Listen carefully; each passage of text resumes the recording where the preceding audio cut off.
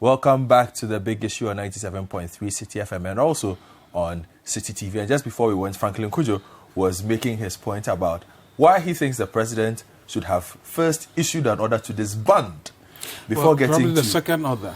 The second order to disband before even thinking about setting up a commission of inquiry. Yes, because you see, there have been several conversations led by political actors from the MPP who have said, yes, these units, we are aware of them, right? The minister in charge, well, the state minister himself did say that we deployed this unit.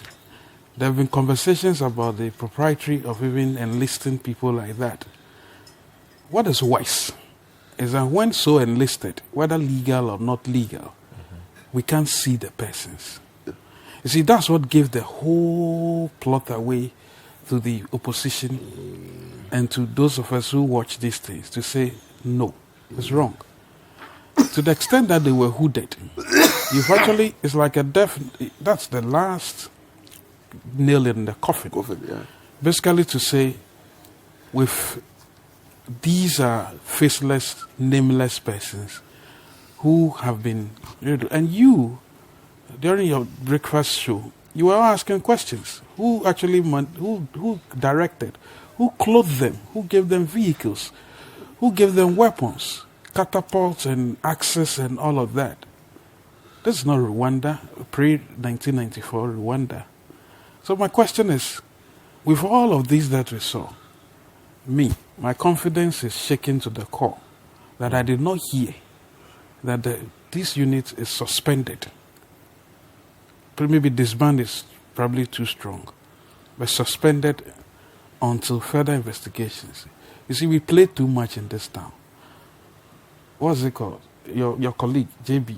It's actually 3 years today done that he was murdered. Yeah, flew to his house. There's all kinds of cantata going on in the court. You hear one man says, I killed him. Some people say I should kill him. I don't even know how we organize this type of things. We don't know. We still don't know exactly what happened to JB. And to be seeing acts like this being perpetrated by faceless individuals, and your recourse is to set up a commission to look into the specific case, I'm saying maybe welcomed, but that's not the action I would have taken to instill confidence. And by the way, the police are supposed to be doing their work. If the police themselves said, we do not even know these units, someone owned up. Some people's heads must be rolling. That's how you do things in an organized society. So that it instills confidence. As it is now, what it means is that if any other act happens later in future, if these guys come back to power, they'll set up a commission because there's a reference point. And as the fears have been expressed, commissions, people, especially if you are charged or whatever it is, you can raise all sort of hell. This is a criminal matter, and it must be dealt as such. Once more, when you see a snake charging at you, you don't go setting up committees on snakes. You kill the snake. Sydney. We have a commission. Good morning. We have a commission of inquiry. Doing what? He's enjoying his meal. We have a commission of inquiry set up by the president. 3 persons with the secretary. 3 venerable Ghanaian citizens who have been chosen by the president to look into this. The police also say they've expanded their own committee. In fact, must we ask the question, can they coexist or one must wait for the other to finish in this regard? In fact, it's a question I must bring back, but let me begin that one from you, Sydney. Let me start with that one. We're all here in Ghana. Police commissions of inquiry have never resulted in anything. The one that comes to my memory most is if you remember when the police descended on the cane chair makers on the corner of Switchback Road and whatever it is. They beat them heavily, destroyed their properties and everything. And they said they were going to set up a commission of some kind of police inquiry to find out. Nothing has happened. The guys are still out of their property. That's number one. I can give you several examples. So that won't happen. Then the other one the issue that next concerned you was the bull fruit, and whether you had done well Yes. by providing bull fruit Today. today. Okay, well, you provided tobe, which is very different from bull fruit. Fruit, yeah, The actually. one you want is not available in the morning. It comes from midday. And It what can- seems like the way it looks very bent.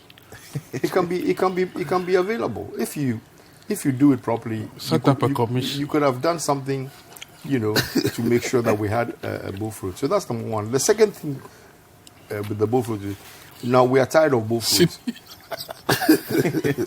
We are tired of it. We've been eating bull fruit for nearly want 2 meat years. Okay. Fish pie.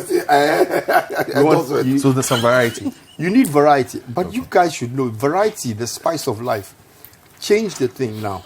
Instead of having bull fruits to bear, why can't we have abolo or kose or something every night?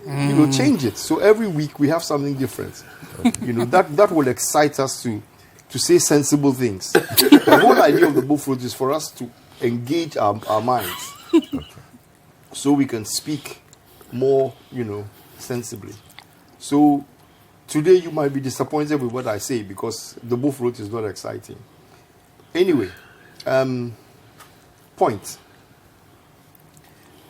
I recall very well the commission of enquiry that was set up in the Talensi violence, in the Talensi by-election. They set up a commission. The NDC set up a commission When? of inquiry. No. They didn't? No. Oh, which This is the one very did they- first time a Which commission one had did they this. No, do? but- Cheriponi. No. They didn't do Cheriponi either. No.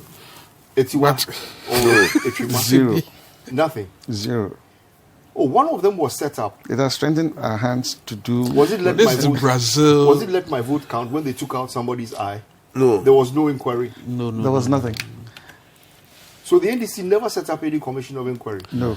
Yeah, because I think these are criminal acts. So they had no reason to go and get a constitutional instrument to investigate anything. Oh, we had, You go ahead.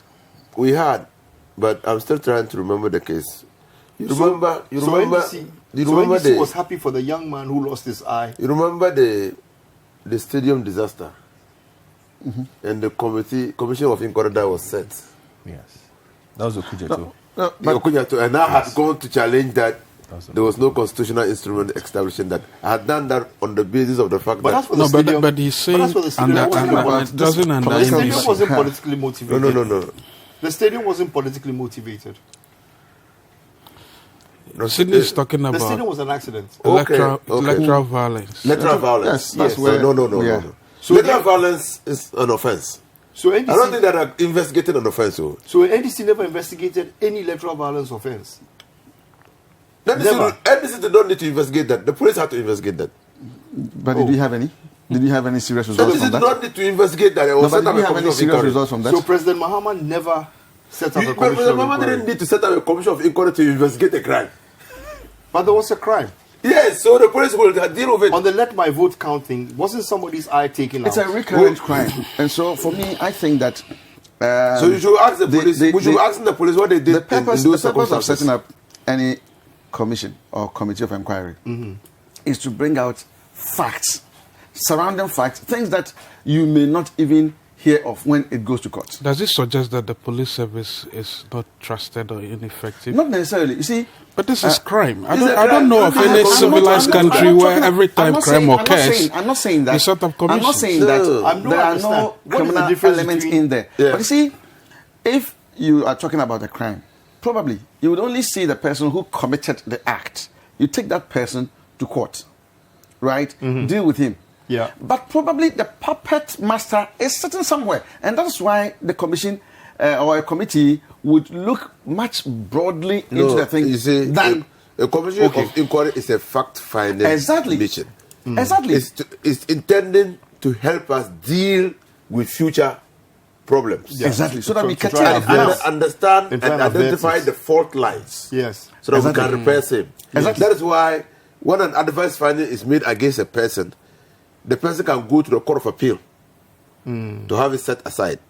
And then if prosecution is to occur, you can't rely on the because of the Ghana 50 case and all that. People who appear before the Commission of Inquiry are witnesses. Are all witnesses, but not accused persons. Accused persons. You see, so Okay, that's so the back to my Anyway, point. you go on. So the NDC never set up any commission of inquiry. to do what? As far Any as this is violence. concerned, no. But there was election violence during your time. No, they were criminal offenses. That's why we'll come back to that. But did so you deal with investigate this one. those crimes? And We was didn't- anybody NDC put did before not court? need to investigate those No, I'm crimes. talking about did the police at that time? Presumably, that's- if crimes let are me put it that committed way. against persons, Yes. persons It's a crime. need to press charges. Charges. As I understand, in this case, Yes. about 16 people have decided to. The To police press has charges. given. Yes. That's what is done in a civilized That's society. what it is done. I don't It's see not, why. It's not the party to do I it. don't think that you have to. Well, the party must condemn it. Like The we party do all condemns the it. time. Yeah. I've seen crime being committed. Yeah. Did I see the persons? Do I identify Okay, them? so the NDC government didn't see anything wrong with the violence that took place on the Let My Vote Count demonstration. NDC where- condemned it. Eh? We condemned it. You But condemned Sydney, it. what is the point on that? Let us allow No, Sydney to NDC flow. NDC Let us allow condemned him it. to This is flow. the third time you've asked Let this us question. allow him to flow. What Sydney is flow. the point? You see the point, which you have all missed. The fact of the matter is, NDC does not take any responsibility for any violence that takes place in by-elections. Oh no, we don't take responsibility because we don't motivate. Even when you took out somebody's please. No, eye. who took? There's no NDC. Even that way- who- it even was though who? another person committed the offense of attacking somebody, which resulted in the You were being- the government. No, you no, were no, the no, government it's in not. power. No, You see, it's not you government. see, You you were see, the government you in see- power. These are and you- two different and you things. didn't. Sydney, these are two wait, different things. You were the government in These power. are two different and you things. didn't question the policemen for use of excessive violence during a peaceful demonstration. You didn't question it. Well, the police itself instituted an investigation into that. And what are the results? I'm not a police officer. That But was you not were- the but you idea were- at that but time. you were in government. No. But you were in government. These are two totally two different. You should eat double fruit. I guess when it gets to points I where think, we I, have think, I to think the point about admit- taking credit for some semblance of seriousness into the matter looks important.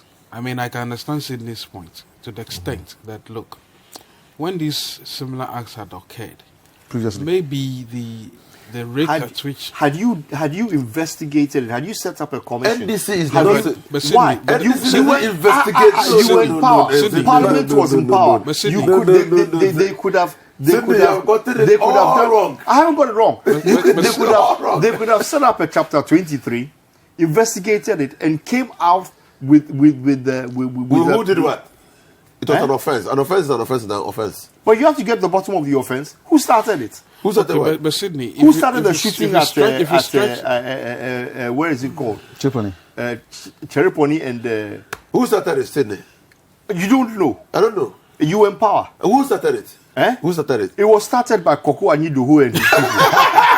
Well, Sydney, let's not but make it's- allegations. This that is we the can- problem. Because we for as cannot long as we substantiate. don't know the truth and we don't know what happened and who did what and who created the violence, we will keep speculating. But No, this but is- is that not but you why see- we have but- the but- police but in this investigating and a commission of particular inquiry case, These are to give two us different things. responses to I these think things? we should go You with see, Cameron. this We is have the to- problem. No, This is no, the no, these are problem. two This different is the things. problem with Ghana. Oh, there's a police inquiry. Oh, there is something going on. Oh, somebody is discussing it. There is no result. But There is no result. Isn't it the responsibility of citizens to ask for these things? Did we not ask? Did we not talk about it as a panel? Did we not condemn it? Did we not criticize it? Did we not call for a commission of inquiry? The government in power at that time ignored it. Now that you've ignored it several times, there are about 4 or 5 major by-election violence issues which took place during the NDC era, which they never investigated and which they never came up with any results. Now today there's another one. Ayawaso West Wuogon has happened. Now they are in opposition. They are sitting down saying you need constitutional instruments to go and decide whether or not you should set up a commission of inquiry. We are not saying it too. It's the Constitution which is saying it. Your Secretary General said it. No, it's a Constitution. I'll give you the Constitution. It's here. The Constitution said Article what? 58. Oh, Article 278. Says what? Okay, let me read it to you. I've read it already. I see Nketia also read it. Yes. Yes. So but he's now, not saying it. Now you can see that there Is should that be real? now you can see there should be a constitutional instrument and there should be a commission of inquiry. Now you can see it. Yes. But when you were doing it, you didn't see it. When we're doing what? When you were shooting We people didn't set in up a commission of Talensi, inquiry. why not? You Had see- you done so? Sydney- Had you Sydney done has so? Sydney No, has had you done missed so? totally the point. Sydney. Had you done so, Sydney. we would have found out how people got arms, Sydney. how people were able to get arms, and how people were armed to go to Talensi to go and start Sydney, shooting, you've gotten it all wrong. people You've gotten it all and creating barriers. Sydney, let me see if I can the way get what Sydney you're is thinking saying. is what got the vice president to also mention it when he was swearing in the people. They've gotten it all wrong. Look at this. Yeah, actually, I do think that the vice president, you see, you are setting up a commission Yeah. to solve matters. Yeah.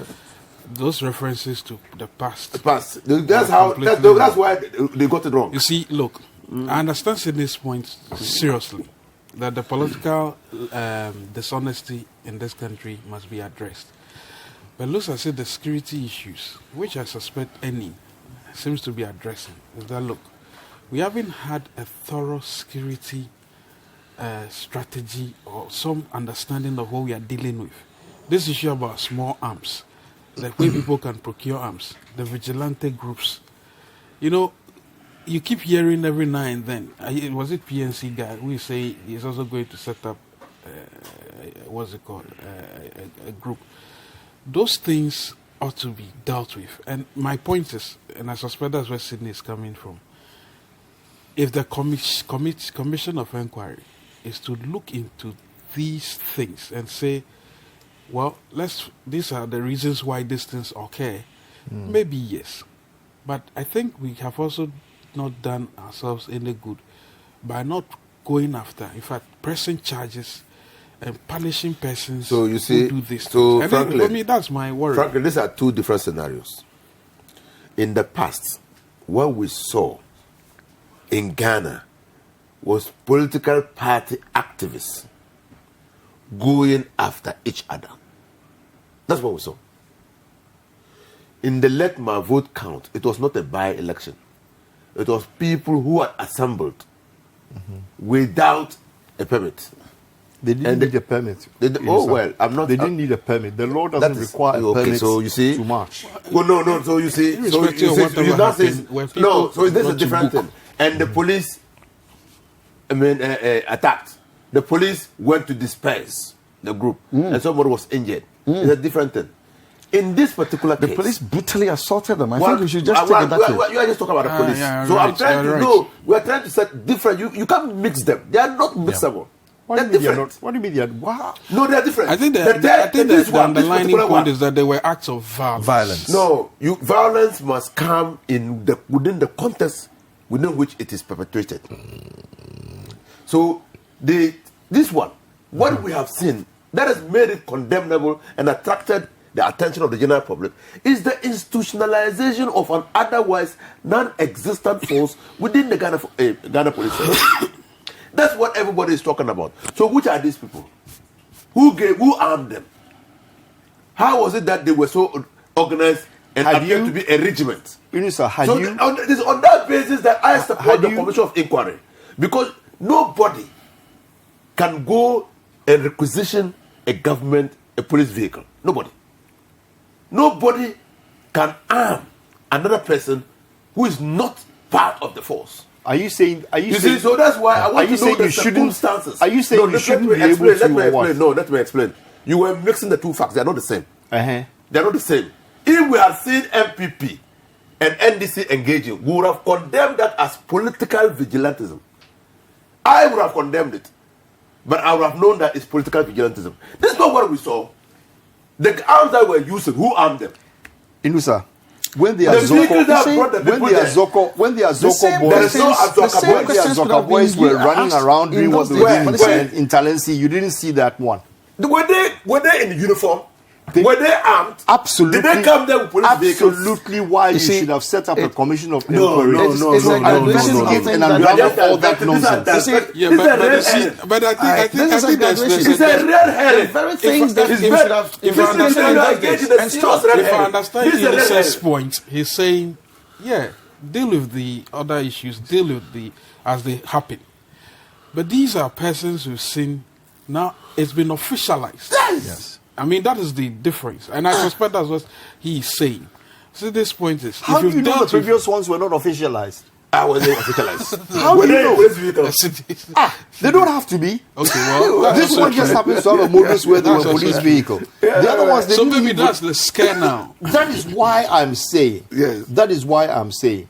When you ignore the issues facing, looking at you, staring at you right in front, and you turn a blind eye because gets it's to a convenient point- for you, you will get to a point where there will be another You get to a incident. point where another person will institutionalize that. Yes. Yeah. And That's it will the get point. That's worse. what we're gotten to. And it will get Yeah. worse. So Don't forget. that's the Somebody point. Minister, somebody don't wants to forget. attract the Don't attention forget. of the president. Don't forget. He institutionalizes it. Don't forget yourself. Let me take you back to Kumi Preku. Yes. Don't forget that in Kumi Preku, the people that were dispatched, who came to stop the demonstration or came to disrupt the Yes, we demonstration, were not and who wearing- killed two people, Ahonga and Ahulu, both of them were killed because of people who were dispatched from the castle at the time. Who were allegedly dispatched from the custom.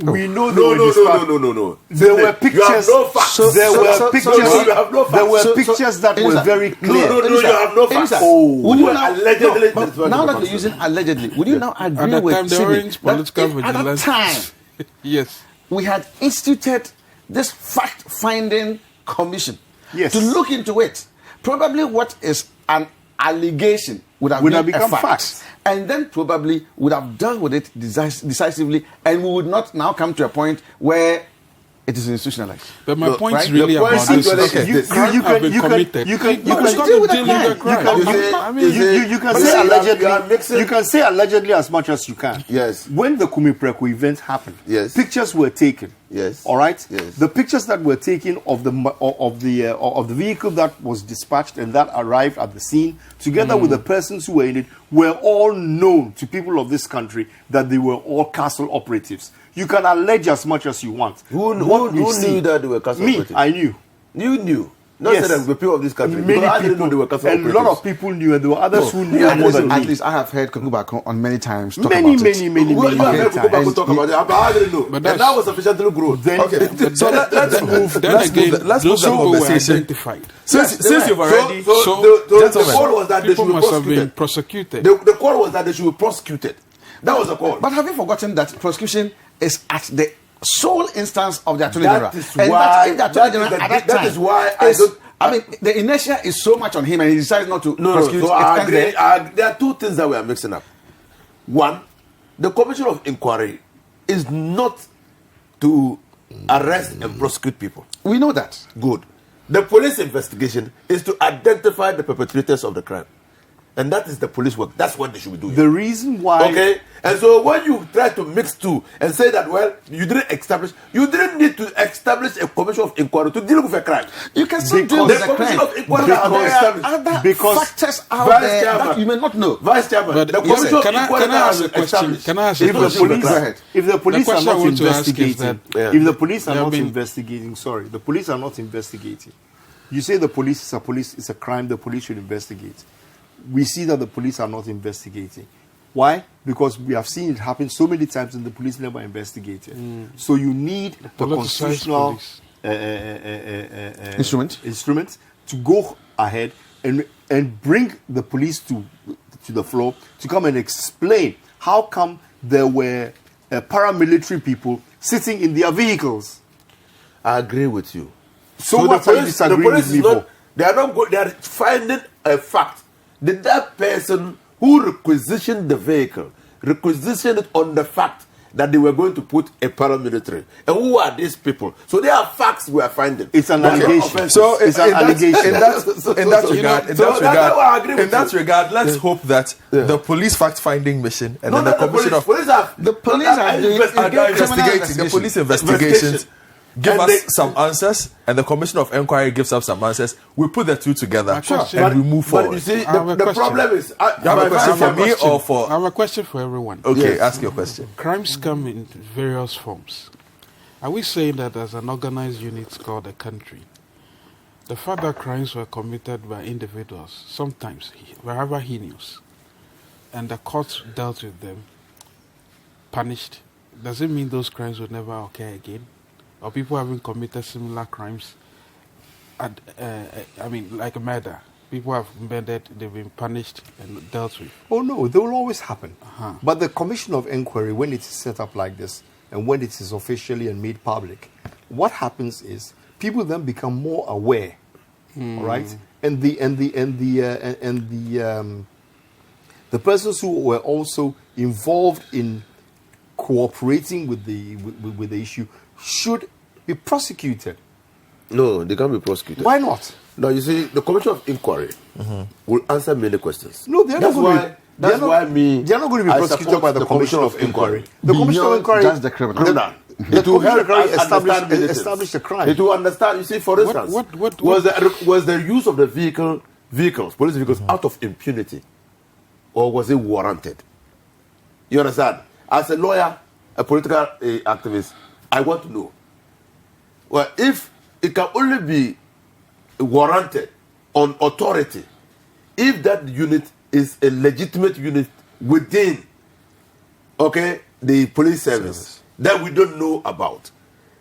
You and I are now being told that they are CTU. Have the police established a counter-terrorism unit? How come that on the day of the incident, the police, one interview said they didn't have them?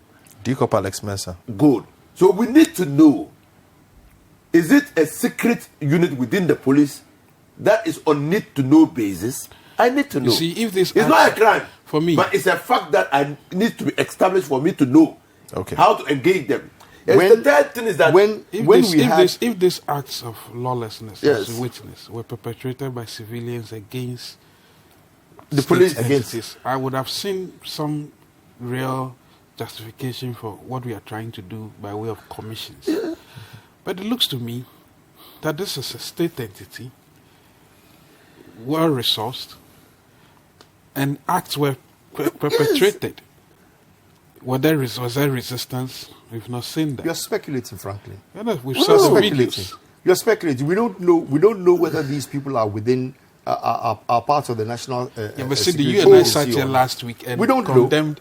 Actually, that is what the Commission of Inquiry should find out. You see, we keep that's what the Commission of Inquiry should find out. You see, when you had the Talensi violence and people had small arms and were firing, we should have found out. Actually, there was an incident where the person who was firing was identified. I recall I saw a video at Talensi. Yes, and I was surprised. I've not seen anything done to that person. But I don't even know. But had we investigated? The question about setting up commissions, I'm still asking myself.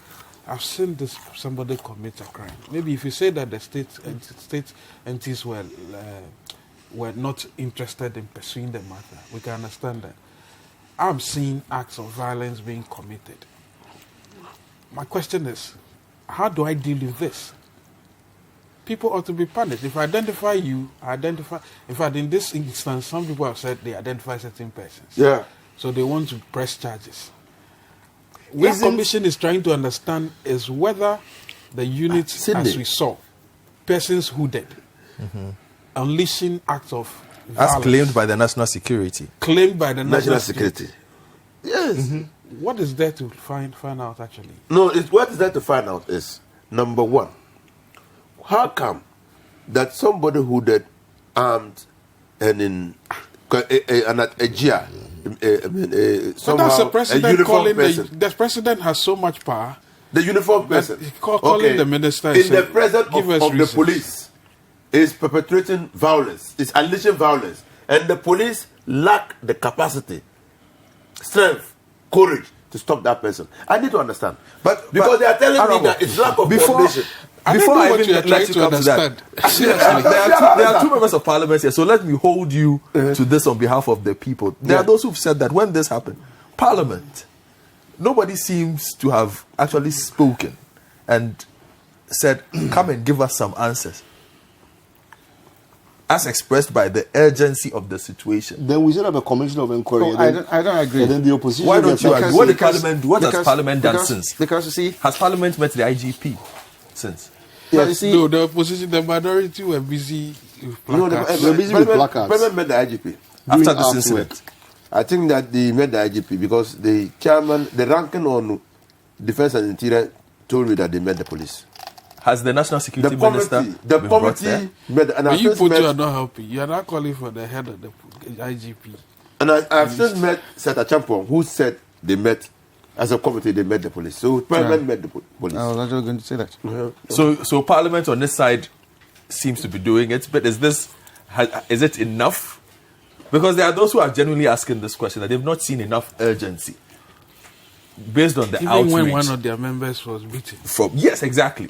If you look at the urgency with which Parliament has acted on some of these incidents, I think that these are unfair. No. I mean, it's fair demands. I think that one member has actually called for the Interior Minister to appear before the House. That was this week. Explain matters, right? Yes. So I'm sure that whatever Parliament has to do would be done. Okay. Right? All right then. He shouldn't go. All right then. The Interior Minister You are didn't listening- go anywhere. you are listening when to- they did, Sydney, let me when just- Parliament said they were having an in-camera session to investigate what went wrong in the banking sector. Where is the report, Inusa?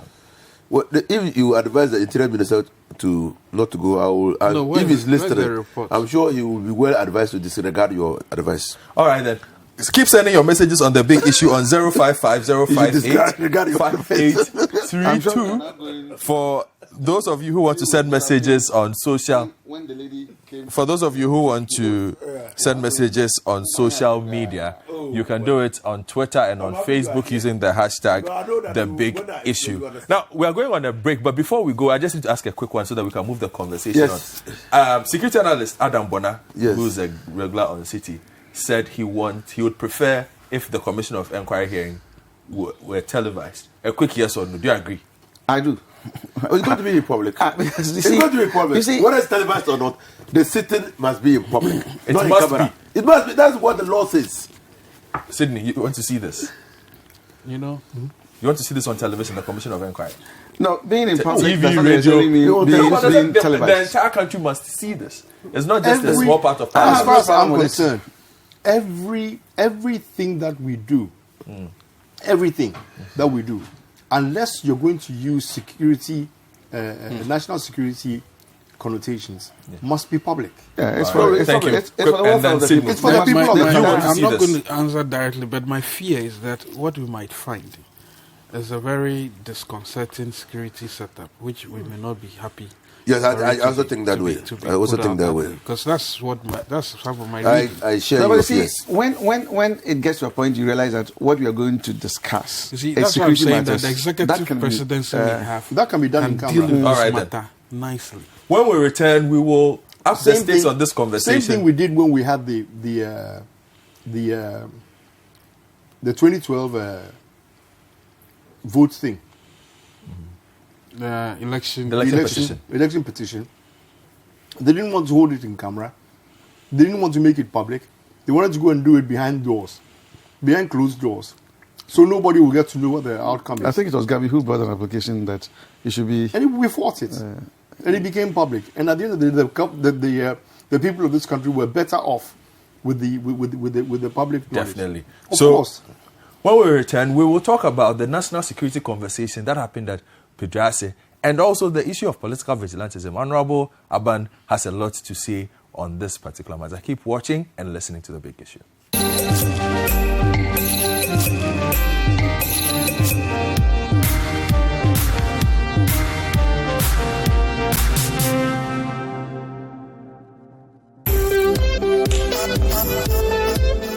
Cosmopolitan, new experiences, social media, blazing conversations, fashion, life hacks, all of this and more. This is our scape. This is your scape.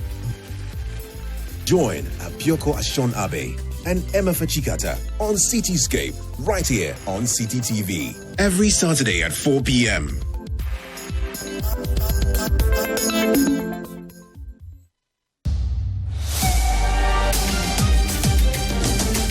Wherever the weekend sporting action happened, we will bring it to you here on Scorecard.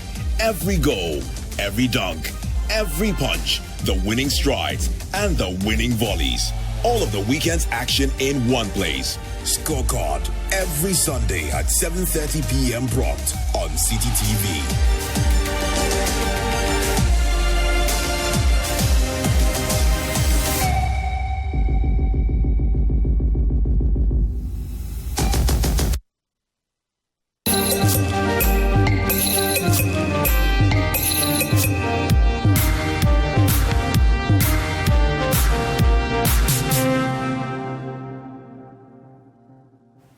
Welcome back to the big issue. And we are now going to speak about the national security issues, because this was part of a national security issue. And before the Ayawaso incident happened, there had been calls by sections of the general public for the police to be up and doing, for the national security apparatus to be up and doing about certain things that were going on. And in fact, if you look at the front page of today's graphic, there's a story that says fake kidnapping claims. And the kidnapping story was the big story before Ayawaso West Wuogon came. There had also been incidents of attacks on police. In fact, this week, we've had about 3 or 4 policemen attacked in different parts of the country and their guns taken from them. And so, national security met, government basically met with experts in security at Pedrasi. And they called it a National Security Stakeholders Dialogue. And it was the 4th of such dialogue. Guess that this was the first time that the media had been given access. Now, briefing the media on the meeting, the Minister of Information, Kojo Ponkoma, said the dialogue, held under the auspices of the Ministry of National Security, formed part of a series of national security dialogues facilitated by the government to deal with emerging security threats. This is not the first that we have held in the last 2 years. We've had the opportunity to hold, I think, about 2 or so earlier. And this is one in the series of national security stakeholders dialogues that we have to deal with some of the emerging security threats that the nation faces. We have our own internal security challenges that we have to deal with, some of which we've reported in recent weeks. We have issues with political vigilantism. Of course, it forms part of the major discussions here today. Terrorism is another issue, and the terrorism threats associated with it, especially if you watch what's been happening in Burkina Faso and some of our neighboring countries. We can't be just resting on our oars, and so there's a need to engage. What the security chiefs and the political brass have been doing is updating the stakeholders, as you notice behind closed doors, on the kind of work that is going on, and also taking feedback and, in some cases, some ideas and guidance and suggestions. One of the key things is the development of a roadmap to trying to put a final end to these issues of political vigilantism in the country as well. And we do expect that we will exit here with that roadmap by the time we are done today. There are domestic security issues, the general ones of robberies, kidnappings, in particular, the statistics on those, and some of the measures that need to be taken to quicken what the local law enforcement agencies have been trying to do, the kind of collaboration they need with international agencies, because, as I'm sure you are aware, there is a bit of information that because of the porous nature of some of our borders, sometimes people slip in and out, and also collaborate with local Ghanaian actors to commit some of these crimes. So those are some of the domestic security issues that we've also been dealing with. There have been concerns about the conduct of the security officials themselves, sometimes in handling these issues. Is there a roadmap to deal with that as well? Indeed, it forms part of the issues that are being raised. You have seen videos and have heard instances in which security persons complain that some of them are worried about political interference. The political class has been also making the point that they are willing to give them a free hand to work. There's a history to it, right from the days of independence till now. Which perhaps we haven't managed pretty well as a country.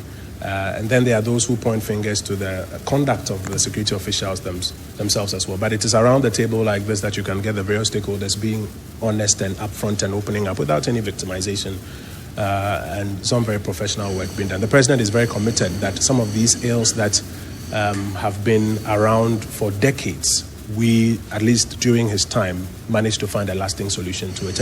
And today's engagement is part of those exercises to find a lasting solution to them. You don't arm them. They're everywhere. So, welcome back. You heard the Minister of Information speaking to the National Security meeting that took place in Ebri. It happened over a 2-day period. And yesterday on the City Breakfast show, Kwesi Enin from the Kofi Annan International Peacekeeping Center spoke to Bernard Avle, because he was at this particular meeting, and said that this was not over the Ayawaso West Wuogon violence. This was a meeting that had already been planned to discuss outstanding national security issues. So I'm just going to read a bit of that story The meeting between the national security chiefs and stakeholders in the sector was not held because of the disturbances that marred the by-election in the Ayawaso West Wuogon constituency. According to security analyst Kwesi Enin, who was at the meeting, the timing of the meeting has absolutely nothing to do with whatever has been happening in the last few days. Speaking on the City Breakfast Show, Kwesi Enin said the date was chosen days before the by-election was held and as such could not influence the timing of the meeting in any way. He explained that Thursday's meeting was the fourth in a series, adding that no media personnel were brought on board during the previous meetings. Excuse me. Now, let me just add this to the story so that we can expand the discussion. Also happening this week, we had, and a lot of these things are coincidental, but we have 122 police officers also being reassigned. And the Inspector General of Police, David Asante Pitu, has reassigned 122 police officers. The reassignments, according to two separate lists dated February 6 and 7, take immediate effect. About 10 officers at the National Police Headquarters in Accra have been transferred to other parts of the country. So it looks like there's a lot of activity ongoing in the security setup. But let me start with you, Honorable Aban. Yes, sir.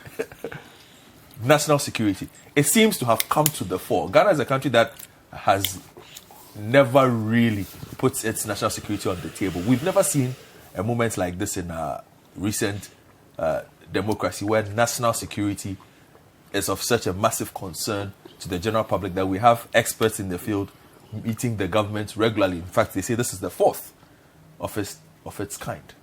It's a real worry. Why? Thank you once again. The business of governance, apart from getting the basics of the necessities of life for its citizens, one of the greatest things that it looks to do is to ensure the security of the state itself and the people within it, right? So, to all intents and purposes, and for every moment, it is the business of governance or business of government to secure the security of the state itself, what we always call the integrity of the state, and then the political integrity of the state or the territorial integrity of the state, and the people within it. So I don't think that it has always been at the back burner. Probably the issue of occasionally calling for the security experts to discuss and all that, probably it has not been within the public view. That's why we think that it is now at such a height that people are hysterical, people are afraid or something like that. You see, I don't think that we have serious security matters in the country. Really? I don't think so. Right? Because these kidnapping issues that we had. Before then, we also had some killings happening. There was one in Tema. Then there was the Ahmed Hussein Swale. We had the man Kralo of Pram Pram shot in a drive-by. We had the Ghana Water Company Limited MD. Shot on his way to Bumpugu. Yes. So there have been a series of incidents. Yes, but the thing is your that population has increased. Yeah, the thing is that these happened within a short time. So probably that's why. It doesn't mean that some of these criminal activities have not happened over the period. There is always the need for government to look into the security of the state, because these days the activities of the criminals have become even more sophisticated, and there's the need for you to always up your game to be sure that you can deal with it, right? So you go to some other countries, the amount voted for security so high, right? Yes. It is good that they meet to discuss the security issues and all that. But I, from the little I know, it is always necessary, even for the individual, to be security conscious. Right? The best form of security is yourself. And the fact that we have to cooperate with the police. Sometimes when it gets to this point and we are trying to condemn the police and all that, I wonder that what do we also do to offer assistance to the police? Because when people are going to commit crime, mind you, they would make sure that they do it on the blind side of the police. Sometimes, for us, they can do it with impunity, because they know we are not armed. But please, if we should even use the Swale situation, incident, I learned that the guys were on motorbike. They came to, lay ambush for close to 7 hours, right? People could not even identify, look at the kind of clothes they were wearing, and all that. People who are not familiar in the area, nobody questioned them. It's Look, our educational system. You go to the US, Educational system. just prance about a place for some 3 minutes. If they don't call 911 on you, they may, somebody in some small window somewhere would have taken full description of you, right? And if anything should happen, and they are trying to reconstruct whatever happened that day, you may find this old woman coming to say that, oh, a certain gentleman of this height, wearing this kind of thing, blah, blah, blah, came here around this time. Do we do that? We don't. Look, you meet people, you can even greet them, talk to them, move the next moment. If they should ask you, oh, what was he wearing? You don't know. I think it is time that we also become individually conscious of our own security and all that. I remember when we were in University of Ghana, there was this white lady who came for exchange program. And every morning, she would go on a jogging in the botanical gardens. Then somebody accosted the lady, raped her, and all that. But this guy had, created the impression that she was in Commonwealth. I remember very well that at that time there was so much spotlight on us. And it turned out that he was not even a student. Do you know how the guy was arrested? It was as a result of the description given by the lady. And then the experts were drawing as he described the guy. And finally, the picture they drew pointed to somebody. They arrested him and it was him. We don't do that. Well, recently we heard the police say they are looking for cartographers and sketch artists to help them. Maybe we should go there. But this was a They are now looking. Yes, but this was a classic case. Shouldn't it have been standard? Probably. But this is a classic case of a U.S. citizen who came here. We should all learn to. A U.S. citizen who came here, of and just that moment, he saw that guy. She saw that guy who accosted her and raped her and all that. She was able to give such a vivid description of the guy that they were able to sketch his face, and then on the basis of that, he was arrested. Yeah. But that's why I said that you let us just go by, meet somebody, greet even him, talk to him even for 5 minutes, move. The next moment, let somebody ask you, oh, the guy you met, what was he wearing? You will not even be able to say it. So we also owe it a duty to help the police, because they are not everywhere. And I don't think that this meeting should be construed that, oh, it is because of the government's awareness that there's serious security breaches. That's why they met. Because I think this is the fourth in the series. But there's a serious security worry in the sense that... And I'm saying that we all owe it a duty. Yes, I can understand, but there are different levels to this. And for instance, in the past, just this year, we've heard, well, from last year, we heard first Dr. Akoto of the police. Yes, I was there. I was at the program. The New Year school, we've heard Kofi Boakye, who at the moment seems to think that the biggest threat we face is political vigilantism. A lot of the security experts we have interviewed, who have also shared their opinions, everybody seems to be pointing at political vigilantism as perhaps the most significant national security threat we face now. Considering that we are also a year away from a very important Okay, so having election. spoken generally, would you like me to zero in on that we are political breaking vigilantism? this conversation Okay. on political vigilantism. Okay, thank you. And why suddenly has become. In fact, on my way here, I had an interesting theory being propounded by a political watcher on one of the local language speaking stations who said that he did not understand why the leaders of the various political vigilante groups, Invisible Forces, Azoka, Bamba Boys, were not invited to the EBRI meeting themselves to also participate in the national security after meeting. participating, they are going to even change their modus operandi. Perhaps that might also change them completely. You know. No, but you see, Senior, this political vigilantism, it is not an NDC problem. It is not an MPP problem. It is a Ghana problem. It's not my problem. And finally, it's not a problem. It's not my problem.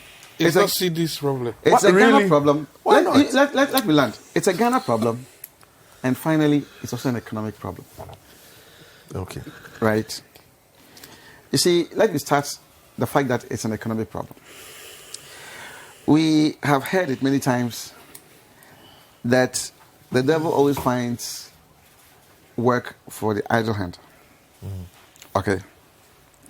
If the economy is so buoyant, people have work to do, and they can make some decent living out of that work. I can assure you that when you go asking for people to follow you to go and cause mayhem, because at the end of that exercise, they are going to get some 50-50 or 100 Ghana cedis, you won't get anybody to go. Unfortunately, we don't have that. So a lot of idle hands are there. Right? And for as long as he would get some 100 Ghana cedis when he goes on this kind of operation, he's ready to go. So probably we should start looking at that one. Okay?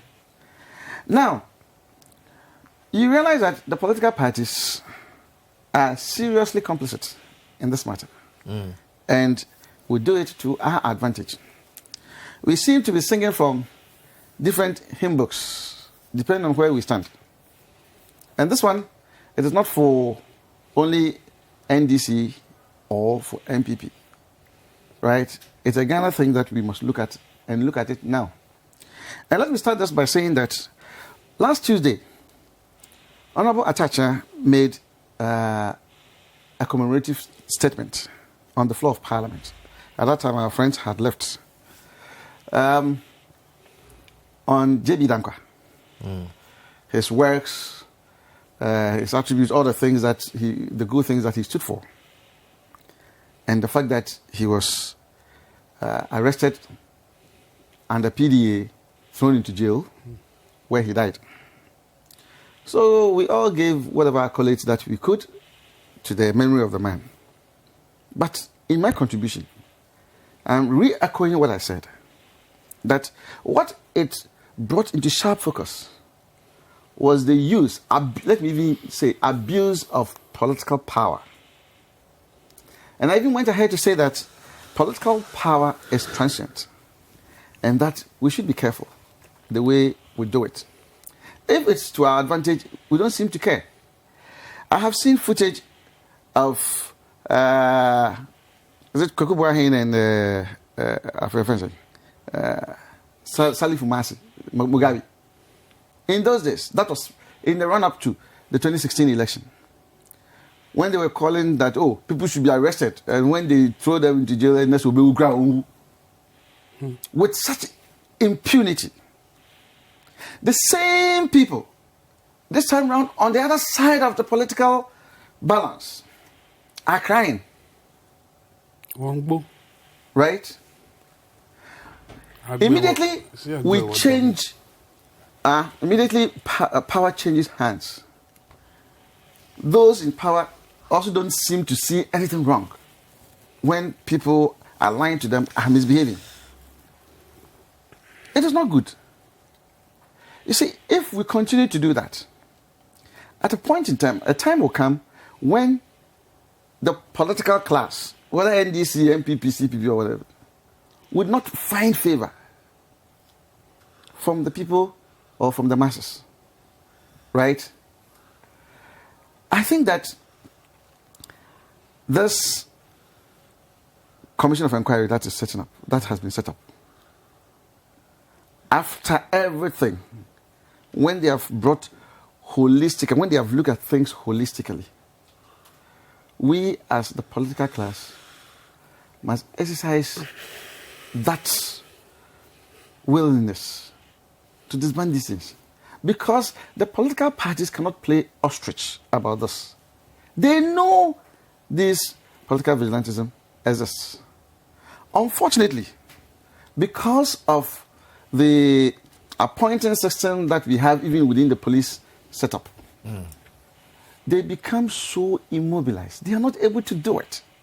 Because if they say, hey, please, that guy, drop it, stop, don't pursue him, what will you do? And here, nobody should take me wrong. I agree with Mr. Agojo, or Dr. Agojo, what he said, because that day I was there. We must start thinking about probably strengthening the hands of the police. And that would start with the amendment to even the appointing procedure in the Constitution. And so when he says that they become a tool in the hands of the political establishment, we must take it as the truth. All right? Because the same police force that when we are in opposition, we do not believe, we come to government and we believe them. The same police force that when NDC is now casting doubt about, they are in government and they believe them. And when they are going round to, for instance, cause mayhem or brutalize people, nobody talks about it. You will be in opposition and will be complaining. You come to government and you are doing the very thing that you are complaining about. We don't live by objective standards.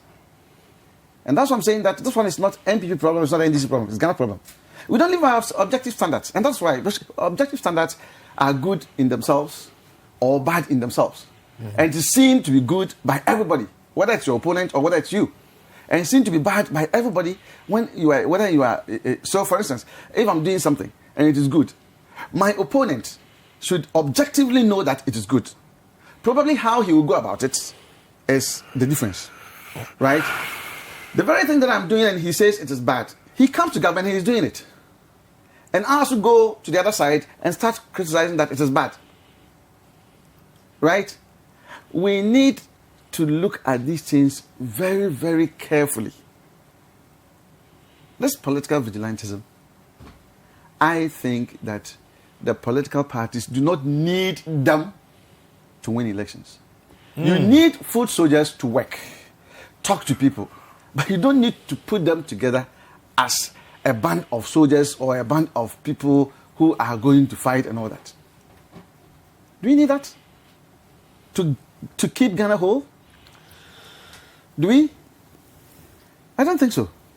All right. Let me come to you, Honorable Inusa. Now, everybody says disband the vigilante group. But I asked this question on the CBS on Thursday and Friday. Is it so easy to disband the vigilante group? In fact, how do you disband the vigilante group?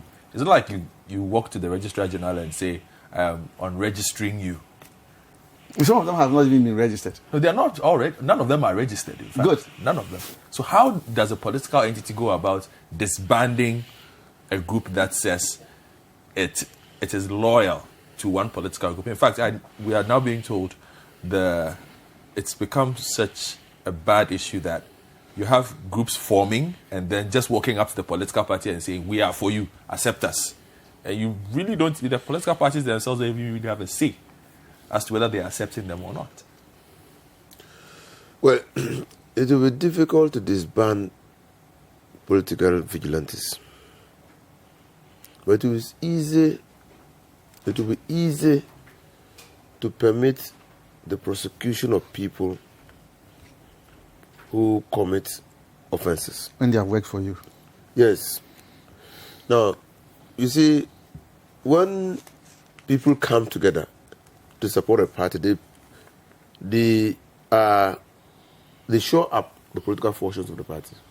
So you can't come to me to say, oh, I'm not part of you, and I'll say, go away. Because you're going to vote in any case. Now, but the onus is on political parties to get those people to understand that they will not protect them if they engage in crime. And that's what political parties have not been able to do. Because again, political parties tend to use them.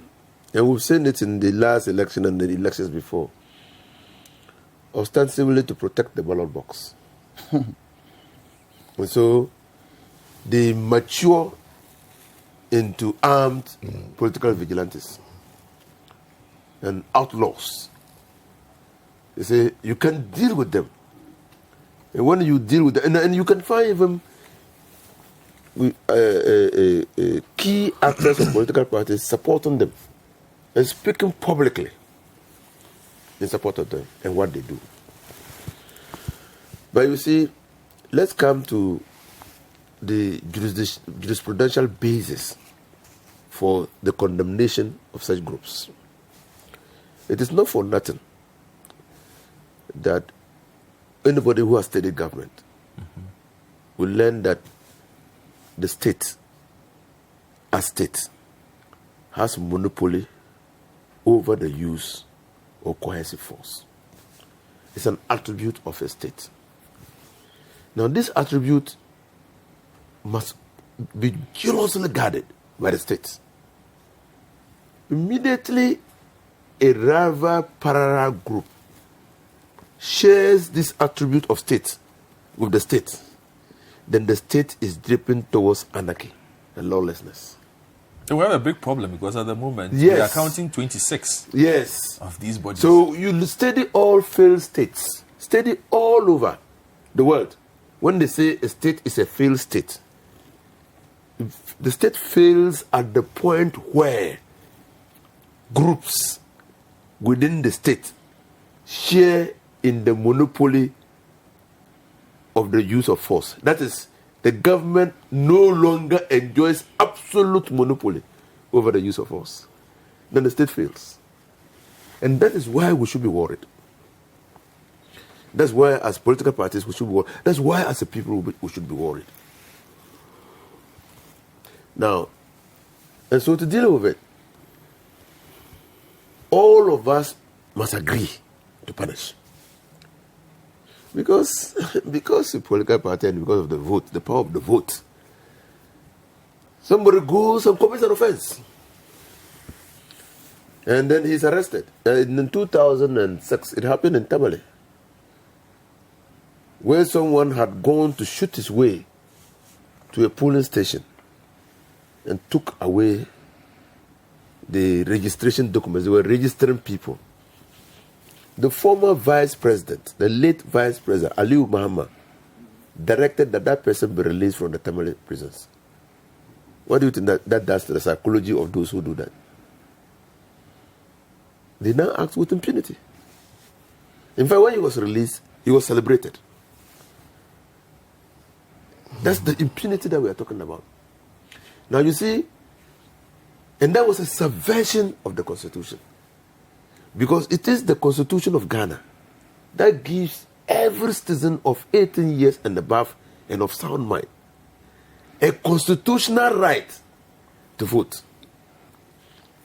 And it is because you have options. That's why you have freedom of choice. The freedom to associate. Now, the freedom to associate funds your liberty. It is because there are choices. That is why we have the liberty to choose. And so immediately you constrict that choice, then you no longer enjoy the right to liberty and freedom. And anybody who does that is subverting the Constitution. You see, but again, we are being confronted with people who claim, and just recently, the special prosecutor said it. Even where people have committed crimes and they are being prosecuted, they run for insurance under political cover. He is being persecuted. because he is not of the party. The same thing. If somebody, and even if a ruling government party like MPP is in power, and they decide to prosecute one of their own, that's why government also is impotent, lacks courage to pursue its own people. Because its own people say, but look at this government. My government too is now. I don't know what this government is doing. Even they are pursuing us. I don't think Nana Akufo-Addo wants to win power again. Because why can he be pursuing? Why should he be pursuing us? It's making our government look bad. Again, insurance. So that is why it doesn't matter who you are. In mature democracies, it doesn't matter who you are. A crime is a crime is a crime. And until we disaggregate a crime from political coloration, then we are not going to be able to deal with that. Now, because of the nature of our constitution, the democratic experiments that we are engaged in, the executive have enormous powers. In time past, where they cannot even sack you, they do what? They transfer you. Transfers within public service has been viewed as a form of what? Of punishment. So, you have arrested a political activist, and even when they appear in court after showing so gross disrespect to the proceedings of court and attacking the foundation of justice in this country, you get them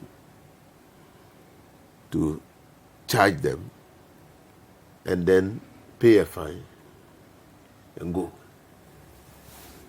You have opportunity to demonstrate the state's abhorrence of what has happened. You can't do that. The politicians lack the courage to do that. So they negotiate in hush-hush. So the people, the next time you are having your rally, they come and destroy it. You can't arrest them. That's what happens. Or you are sitting, and I'm speaking as a politician. You are sitting in a meeting, and these same people, they don't mind who you are. They don't mind who you are. They will bust, storm the meeting, and they step. Sydney, Honorable paints a very hopeless picture. Because it's we who have created the monster. We've created a monster. And that's why I come back to why I support the establishment of the fact-finding, because it will give us an idea of what happens so that we can learn from it. Not for prosecution. Not for prosecution. They should leave the police to do their work. You see, why have we come to where we have come to? How do we stop it as a country? Because it's a monster. And everywhere, look at Sierra Leone, look at Liberia, even Somalia. Political vigilantism have led to the institutionalization of militia groups. And again, when the militia then shares the use of cohesive force with the state breaks down and fails. Sydney, how do we disband? Because from what Honorable is saying, the transactional nature of our politics, and in Ghana it is very transactional. We cannot hide from that. Look, makes it very difficult. I like to make a distinction with these groups. To be vigilant about something is to be on alert. All right? In the event that somebody might hijack the situation and create harm for innocent persons who should really be benefiting from a particular program or a particular project. You are being vigilant, making sure things are being done properly. That's a definition of vigilantism. Yes. Which is why we have community. And that's what we should encourage. We have community situations where people feel that maybe crime is escalating, so they form a vigilante group who will patrol the community in the nights to make sure that that's vigilantism. That's vigilantism. That's different. There's hoodlumism. Okay. All right? Hoodlumism, which is what we are calling political vigilantism. These are hoodlums. right? There are people who are there, and I resent this term that we use. They are there to protect the ballot box. Protect the ballot box from who? What? From who? NPP say they are protecting the ballot box from NDC. NDC say they are protecting the ballot box from NPP. What? The times when we had problems with the ballot box was when we had military dictatorships and other persons who wanted to The boxes were not transparent. make themselves as union governments, unigov people, and they would go and the ballot is read, and they come and take the ballot box and run away with it. Yeah.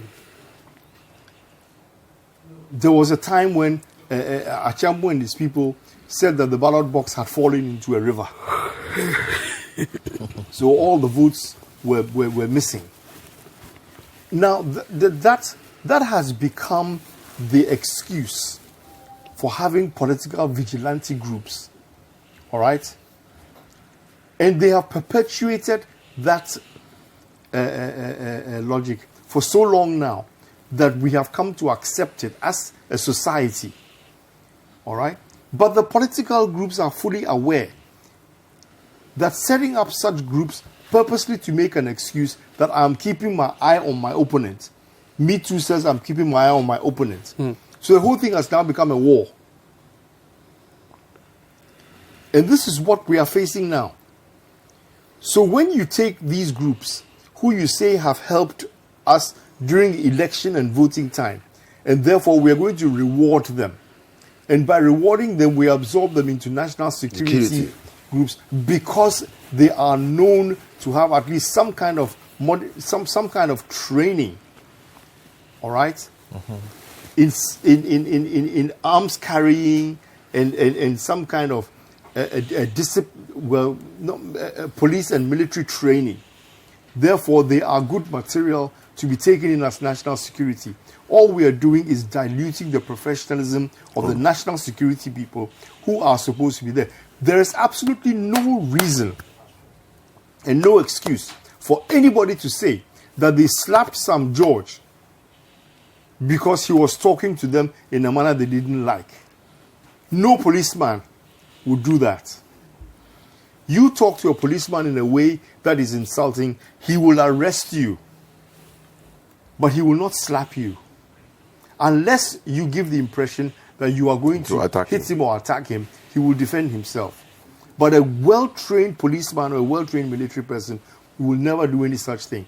But when we have situations, I remember once, wasn't it a 6 March incident when one of the military what is it? Oh, he wasn't an army person, and he wasn't a policeman. Military police. Military police.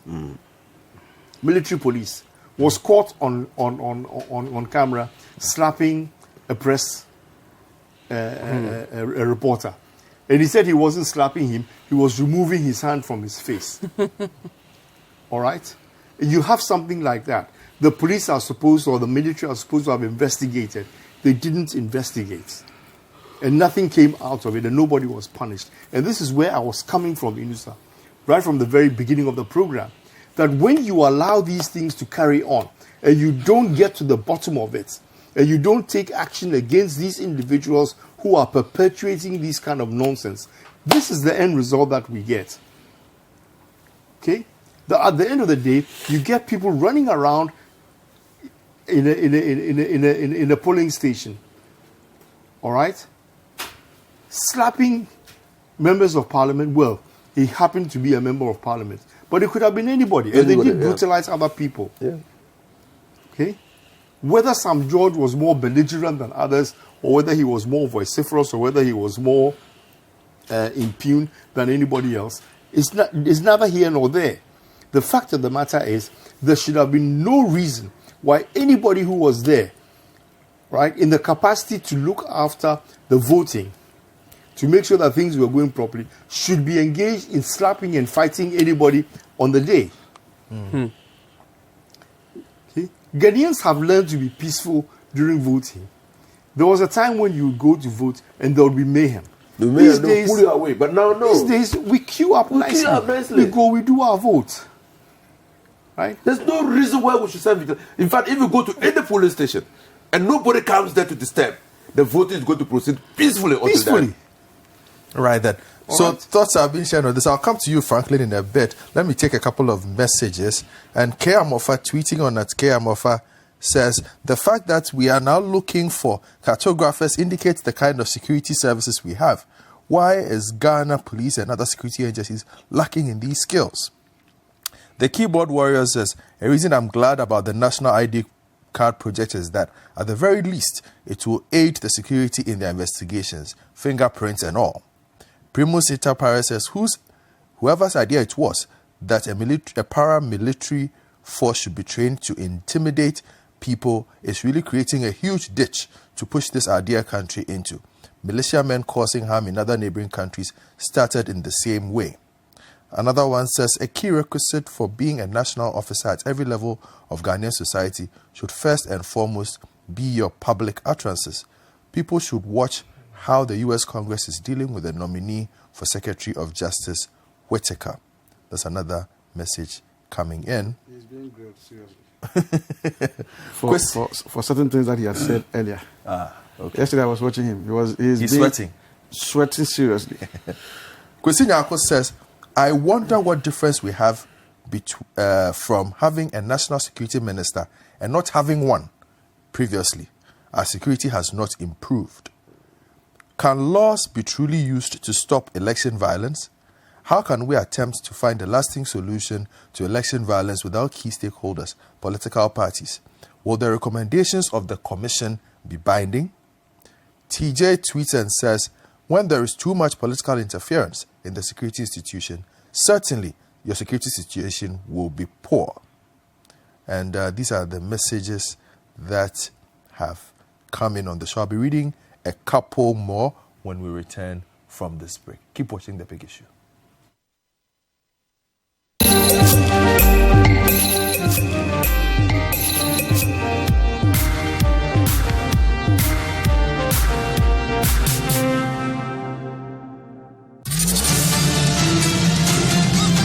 Get the backstory of the major news stories on Press Conference. Hear from the editors and the reporters behind the biggest stories of the week. The university needs to think and reconsider. There are women who are in our universities who have been sexually molested for grades. That doesn't matter. Press Conference, every Sunday at 9 p.m. with Duke Mensah Opoku. Only on CTTV.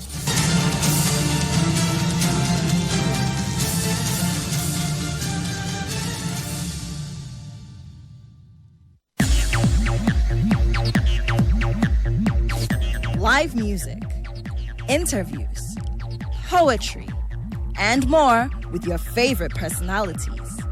Be our guest on Saturdays from 2 to 4 p.m. for the most exciting moments on TV.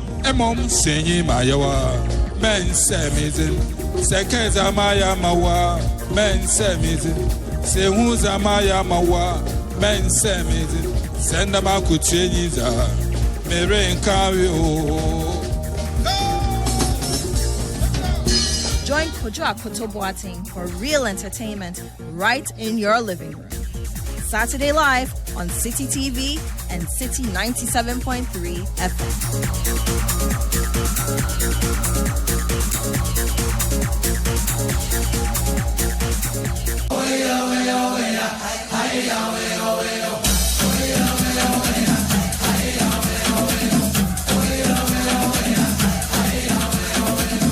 It's time for the biggest road trip of a lifetime. 97.3 CTFM and City TV's Heritage Caravan is back. Get to experience culture and explore Ghana's favorite tourist destinations on the Heritage Caravan. 8 days, 8 regions, amazing destinations, and exciting events. Mark up your calendars.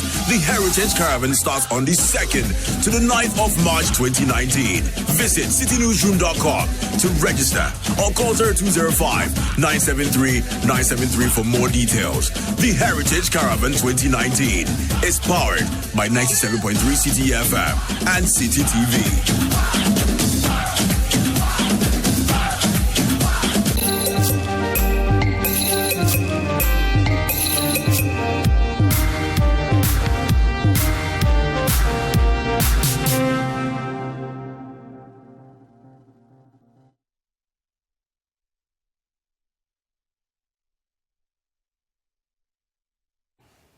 Welcome back to the big issue. I was just enjoying some buffets during the commercial break. This is some, Sydney, I don't know why you're complaining. This is some fantastic tasting buffet that is in front of us. I said it's too bad.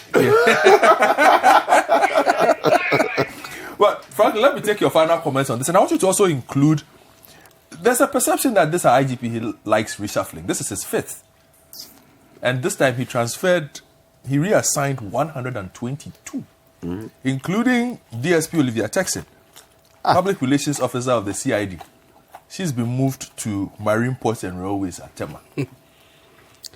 Well, maybe there's a crisis of confidence with the service. For a service But that has 5 been reshuffles ranked in a year is a lot. For a service that has been ranked How the many should 8th. there be? 122 officers across the country. How many should there be? There is no cap, but it creates a certain perception. Does it not?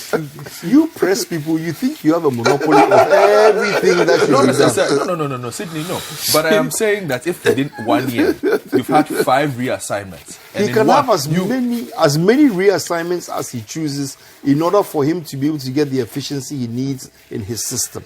Okay. He believes that his institution needs the reshuffling in order to be able for him to provide a better service. He can reshuffle 200 times if he wants to. But the problem if you want every week, he should reshuffle somebody. that will be 52 times in a year. But it's also quite interesting when the reassignments come every time there is an uproar about police and the quality of work they do. Yes. Does it not? Yes, because when there's a crisis and there's an issue, then he sits up and he says, maybe I should be having this person who is more efficient to be looking after this situation here. So I'll move. Okay. And he does his job. All right. Suddenly press people say, hey. So he should only reshuffle 3 times. And the next time, you bring something else, not go through. So far, there has been no cabinet reshuffle. No. No. Akufo-Addo has not reshuffled his government yet. How many times do you think he should reshuffle in the next 2 years? Press people. You have the monopoly of knowledge. So, well, look, for a service that's been ranked the 8th most, should I say, impactful or on the continent, you must be seen to be instilling some amount of efficiency in your output, really. And I suspect I wouldn't know why these persons are assigned, because they normally don't give reasons, do they? No. They don't.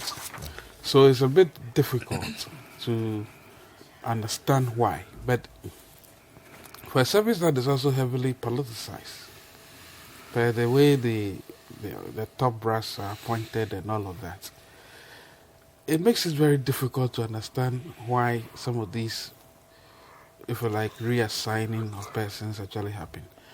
Maybe they are not supposed to be telling us, and maybe this will be part of the security strategy that was held at Pedrasi going forward, that we are transferring these persons because we want to. Ordinarily, I shouldn't even expect it, because they will say that's the reason anyway.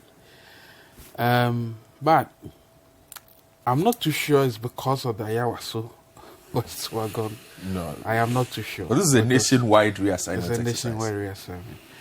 Sometimes it's also to, I don't know, I really can't tell. Seriously. I wish I could. But knowing that they have a transformation agenda, which they've presented, I've seen it. The best we can do for them is to ask for support, and ask that they also become thoroughly independent in the way they take their decisions. I was a bit worried when the officer spoke at what's it called? The New Year school. Is it the IDEC program? Apart from the IDEC program, this was before the elections actually. When what's his name? Kofi Boachi. Not Kofi Boachi. Well, way before the elections. That was then Dr. Agozo. Yeah. And then, I'm not saying I was disappointed. I was actually getting more worried that the units, I mean, you meet the police high command and they tell you these are the challenges we have. We are using Second World War weapons, Kafugbe. But they say we fire the thing. And then I asked them, So would you be happy if we go out there and make noise and say, look, you should be supported here and there? So, oh yeah, why not? Then they sit and the first thing they buy for them, helicopter. I think not too long ago, the interior minister, they had accepted to vote about 800 million cedis for the service. The first thing that was supposed to procure was helicopter. I'm not saying we shouldn't procure helicopter for the police. I have not said so. But given the challenges they have on the ground, I would have thought that they should be able to speak up and say, look, yeah, maybe we like this thing, we don't like this. Question is, do the police get what they actually want? Right? Do they have the independence of mind to speak up? And I suspect these are issues we should be addressing. I mean, the other challenge about not hearing from previous investigations is also another matter. So rather than be reshuffling people, maybe it's important to be giving us proper updates. And the police service should be seen to be doing that really. I don't know if they do that. Every quarter, every month, they give some updates to the security situation. Let's give credit. Their social media these days has improved. And they do give regular updates. A lot of things have improved in the police service. I think which we don't like to see. All right? But a lot of things have improved. We do see no, we don't see it. Sorry, Franklin. I just feel like you and I share our time. So actually, if I was speaking, you're right. I mean, without any problem. Go ahead. If you look at some of the things that the police force has been doing, particularly in the motor transport department, MTTD, you will notice increasingly that traffic is decongested. All right, systematically, they are beginning now to look at the particular pockets of where congestion gets heavy, and they are focusing on those issues. I'll tell you, for me, coming through Kaneshi from McCarthy Hill in the mornings, as I come through, I hit 3 pockets of traffic as I come. My first one is at Malam Junction, which is unavoidable because of the sheer volume of people who want to crisscross the road. There's nothing you can do. But they now have police people there who at least give some kind of measure of control for the pedestrians to come through. It has worked because now you know that you're going to have a short-term stoppage. You wait and you go through. When I get to Sakaman Junction, it's another problem. But there's always a police person there. Always. Because the tendency is for the trotros and the taxis who stop just beyond that place to pick up passengers and they move them on so that now the traffic flows when you get there. Then you get to Kaneshi. And Kaneshi was always a bottleneck. Even during Van der Poel's time, Kaneshi was a huge problem where you had a lot of trotros and buses lined up. Now they have restricted them to a single lane. So those of us who are coming, we go through. All right? From our side, if you are not stopping to do anything, you go through quite well. And it has worked. And until you go and hit Ayawaso West. And Ayawaso West is virtually,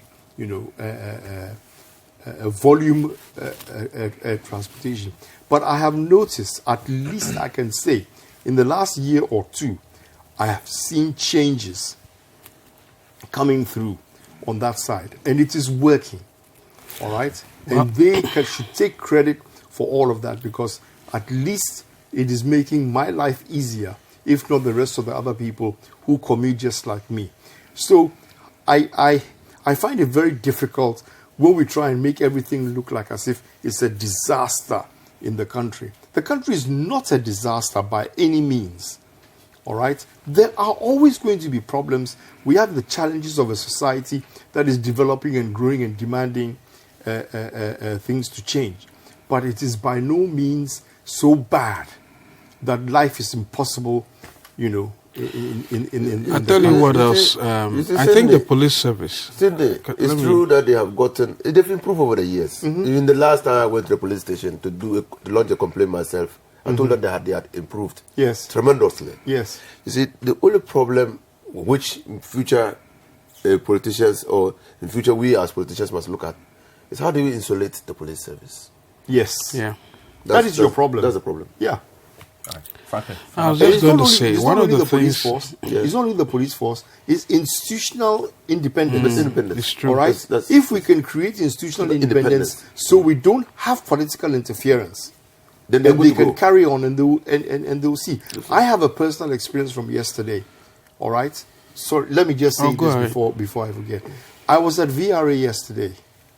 Okay? VRA Senior Staff Association invited me to come and to come and talk, and we were reviewing the performance of VRA over the last few years, and significantly, VRA is beginning now to come out of a loss-making situation into a profit-making situation. All right. If you look at the analysis of their improvements over the years, in the last 4 or 5 years, where there has been interference in what they were doing, they were making losses. All right? A few things have changed since the government sat up and realized what was going wrong. One, the ESLA facility, which has alleviated them of their debt burden. All right? And taking care of a lot of their interest costs is number one. Two, they've got bulk tariff increases. All right, so they can now charge good rates, which has helped. So their top line, their revenue line has increased. They have started showing at least a gross profit, where they were showing a gross loss for a long time. They've now started inching up, and they are making gross profits. They are still not out of the woods yet. But the significant thing is that since the politicians withdrew and left them alone to get on with their wing, they are doing well. Okay. But they can do well. All these institutions. That's good to know. To don't have too much time. So I want to get into Parliament finally before we go. And it's good there are two parliamentarians here. One walked out, one stayed in. I don't know if you worked. Did you work out, Honorable? Yes. You walked out? Yes. Oh, I didn't see you in the video. Anyway, so so I was not part of the process. That's when the minority says walk, all the minority walk. Nobody stays behind. Now, drama unfolded on Tuesday on the floor of Parliament at the swearing-in of the new elected member of Parliament for Ayawaso West Wuogon. We have to talk about this. Lydia Sarah Malas, and yes, we do.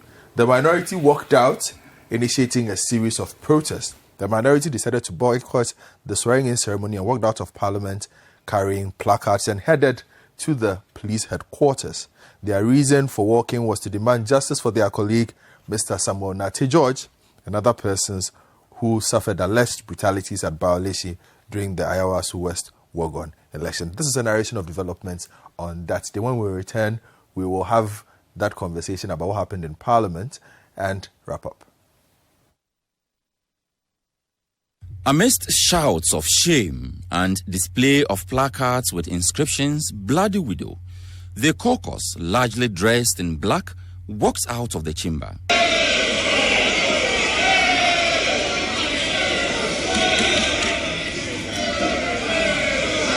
Chief Whip for the side, Mohammed Muntaka Mubarak, tells the House the walkout is in solidarity with their comrades who were brutalized. Unfortunately, and in commemoration to support our comrades and citizens that were unnecessarily hurt and brutally assaulted, I'm sorry to say that with your indulgence, our side of the House cannot be here to witness this swearing.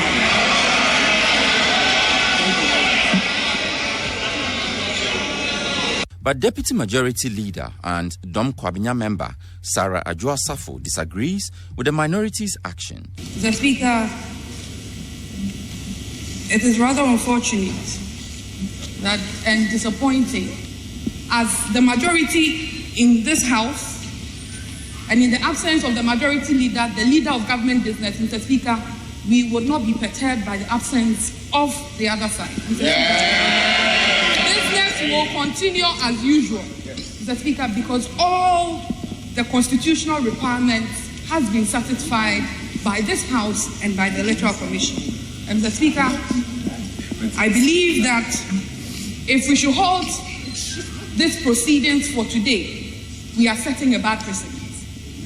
It means that any time a situation of this happens, we will have members have a justification and a precedent to refer to walk out of this house. Madam Lydia Seiram Al-Hassan's election was characterized by brutalities perpetuated by uniformed masked security personnel.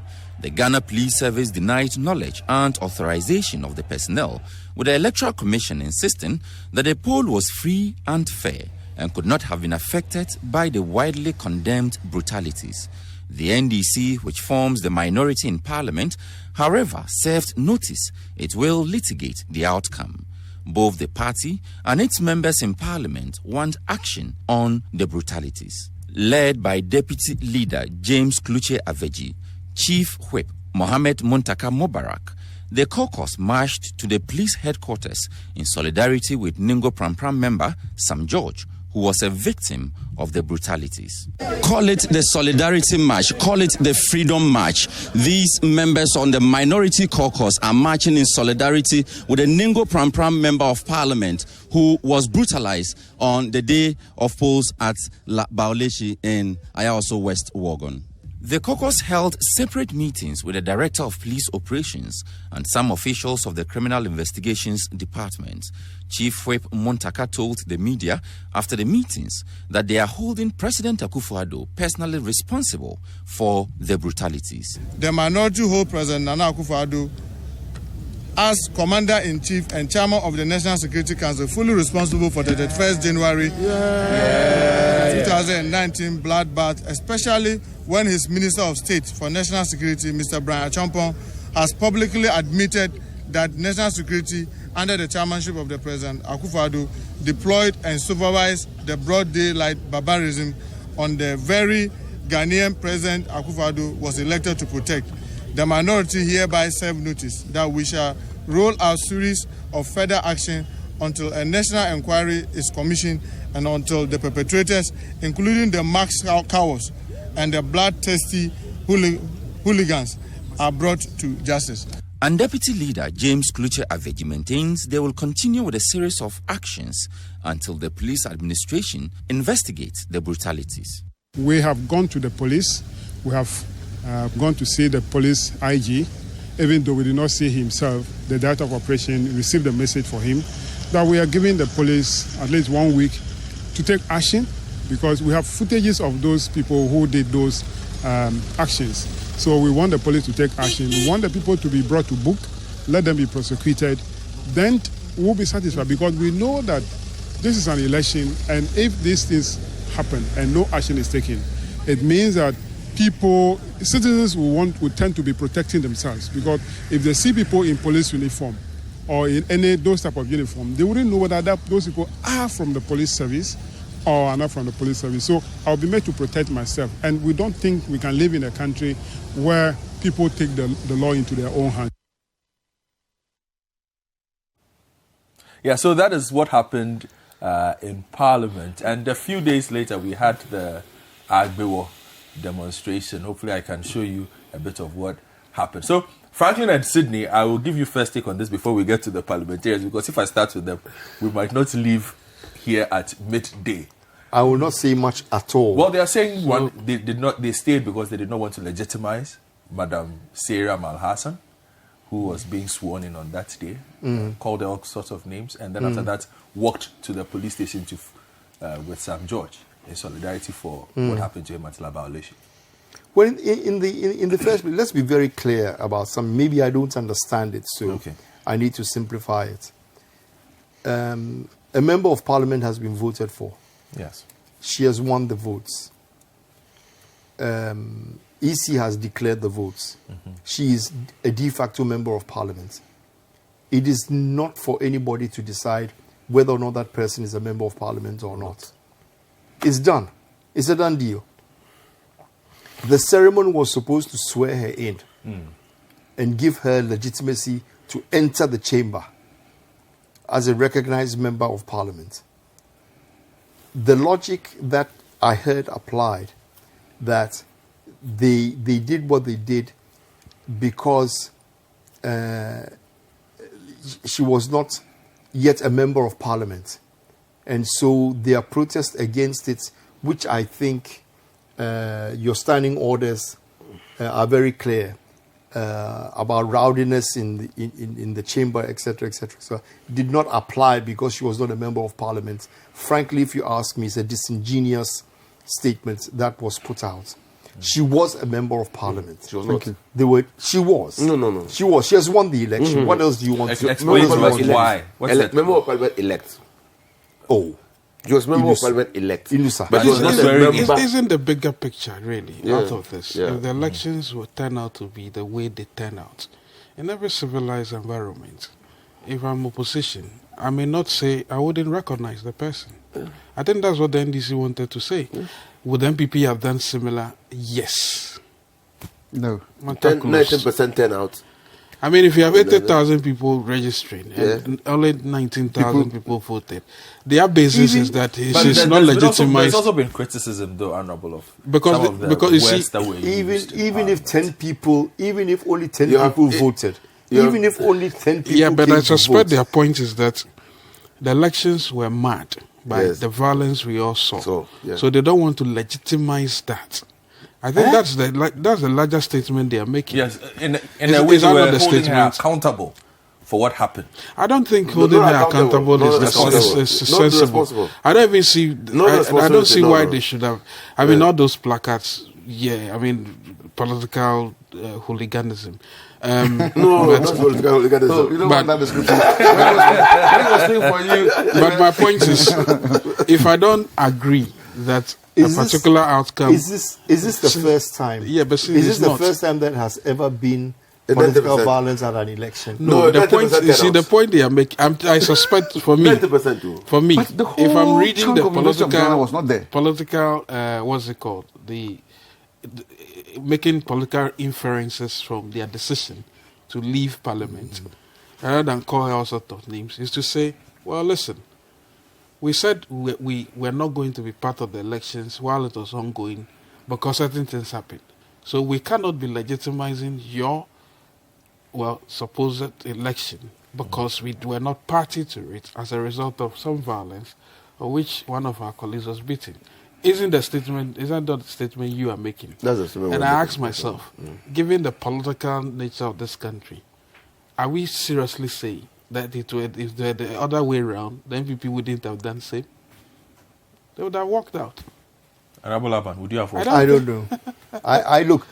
Because honestly, calling the lady I reach a point where I say frankly that I don't really care. All right, I don't really care. I don't really care how Parliament goes. Really, I don't really care how Parliament goes around using its logic or when we have they had every right to disagree with what they perceive to be infractions of justice. But in the final analysis, the woman had been elected. That's the thing. Whether you like it or not, she was elected by popular support. She has won the seat. And that's it, you see. So for me, all that Parliament was doing... The point we're making is that it wasn't peaceful. So what? Yeah, because that's the reason why they said they were walking out. Would they have accepted the results if Brempong had been declared a winner? Oh, I suspect it's a good question. But you see, would we even question let us why would you the politicians have joined the fray. The politicians have joined the fray. Let's go on. Let me have my bite? Please go. Thank you very much. You see, I have always tried to look at all these things from the nationalistic point of view. Let us start from this flawed argument that, it was only 19,000 people who voted. 19%. 90%. 19% of the people. It was 19,000. I don't think it's flawed. You see, wait. You have had your bite. Wait, I didn't even land. You were not told. Okay, I was just making the point that, look, an election has been held. The Electoral Commission even made statements that elections was peaceful and all of that. Then when we all saw what had happened... Did she say it was peaceful or yes? Oh, yes. She said it was free and fair. She said peaceful or free and fair. Peaceful and fair. Free and fair. Was this thing, with all due respect, I will speak again. We all condemn the pockets of violence that happened. Listen, the woman would have won anyway. I'm sure I the do violence agree. of violence without violence. What I'm just trying to tell you is that you people gifted the opposition the opportunity to have some noise. I mean, to make some noise. I make need some to noise. understand. So you made allow some them noise. to You see, protest. probably they were looking for avenues to Exactly. go out. They've done Agbewa. Next time they'll do what we gifted them one. But be that as it may, I'm saying that the Constitution gives the people the right to go and vote. It is for you to exercise that right. Mm-hmm. Yes. You're not forced. Not forced. In a peaceful manner. Yes. So, Winjam. Yes. and then that's my vice chairman speaking. And then 19% of the people. Is it 19%? Yes, 19%. Yes. Of the population, the voter population, decided to, regardless of whatever violence that there was. But it cannot be regardless of. Oh, whatever it is. It has to be taken into account. No. They went to vote. They went to vote. 141 polling stations. Please. The rest were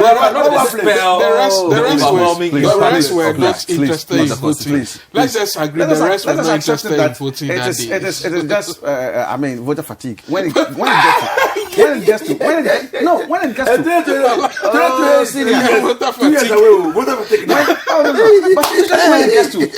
to. When give me the developments you saw, the road construction. You guys have voter fatigue. When it gets to by elections, every time there's a drop in votes. Every time. It's true. And in the peculiar circumstance of Ayawaso West Wuogon, one huge chunk, of the people voters. who vote, of the voters, We're not is the there. University of Ghana. Yeah. Right? And University of Ghana, I believe everybody who enters there is already 18. Mm-hmm. So almost all of them. They all voted. Yes, almost all of them are voters. Mm-hmm. And so if you take the population of University of Ghana, which is about, let's say, is it about now, is it 47,000? Something. Yes, it's a huge number. Mm-hmm. And that was the day that they were reopening. One, those who voted in the 2016 No, are you elections making an excuse and for were in level 400. No, okay. Alex, you don't need to make an excuse for 400 it. level 300 had already left. No, the fact of the matter is 90% voted. That's it. There's nothing else to it. No. If the rest decided not to vote, it's their right. The woman has been legitimately elected by the people whose duty it was to do that. Yeah, she now comes to Parliament, and our friends on the other side decide to use such unprintable words like. Would you use words? What do you use? Placards. Yes, the placards had words on them. Bloody widow. Okay. Don't fall for innocence mystery. But you see, when they were doing this, probably they had forgotten about is this how I should go? Mrs. Oklu. Don't bring it there. You see, I don't want to. But you have said here this morning we should not be. Yeah, I don't want to. I don't want to say that way. It's important to recount. If you go that way, it's very important to recount. But he's an advocate of not comparing MPP He's not and NDC. comparing. He's just even the he's comparison recounting a fact. The comparison is even wrong. What I'm saying is this. What I'm saying it's very wrong. Their decision. No, it's very wrong. Their decision to. So how many people voted the last election? Which election?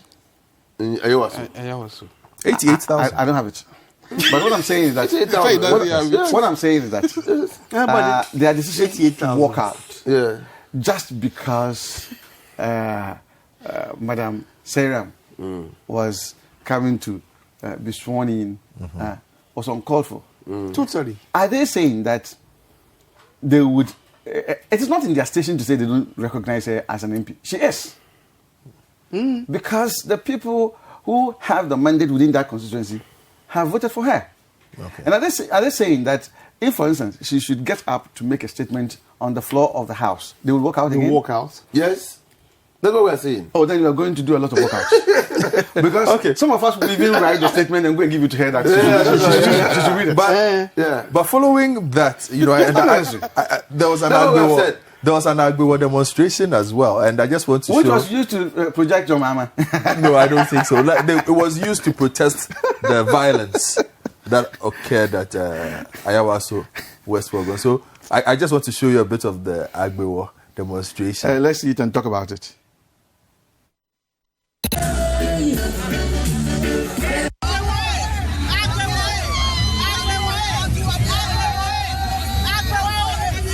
It's not about the NDC, MPP, CPP. It's about Ghana and the fact that our democracy, which we've all fought for since 1992, is being threatened by a group of people who, on the face of it, don't appear to have any legal status, who seem to be above the law. They storm a courtroom with a judge in it. Nothing happens to them. You now have a situation where a by-election is ongoing, and they subsequently then begin to fire randomly without any reason. And frankly speaking, we must use every democratic means possible within the Constitution to ensure that we let people know that this will not be tolerated, and we will use every means in our power to ensure that people get to know that things must change. Not just me, 18 Ghanaians were attacked by their president who they pay taxes to. This is not just about them, it's about you and your colleagues. Ahmed Twale, who was killed under the president's watch. So you are taking part in this as journalists. Well, the signal that we want to send to the whole world is that the democracy of this country is under threat, because some of the ingredients of democracy is fairness, peace, tranquility, and freedom of movement. If on election day our parliamentary candidate could not even move out of his house to go and cast his vote, if an election which is supposed to underpin our democratic credentials is tainted with blood, and people are killed, maimed, and people are hurt through this, intimidated, to the extent that for the first time in the history of our country, we went into a by-election in a metropole where only less than 20% where there was only less than 20% voter turnout. It then confirms our allegation that there was state intervention in terms of intimidation and attacks, and that is why the people were afraid and could not even turn out to. Yeah, so that was a clip of the Agbewo demonstration, and a few of the leading personalities who participated in the Agbewo demonstration. Arab, were you there? No. You were not there? I was on TV. But what did you make of the demonstration? It was good. Oh, that's a legitimate means of expressing dissent. Oh, yes. That one we agree. The Constitution acknowledges that. As for the right for you to go and walk. And why would we demonstrate? But first of all, okay. In your time, you would have said that we just wanted to exercise our rights. Let me assure my friend that we are very grateful to the MPP for sending the Max political hoodlums. It's in the description of you can't say that. My good friend. 18 people got injured and wrong. No, we thank them. Because we had always said that MPP is a violent party.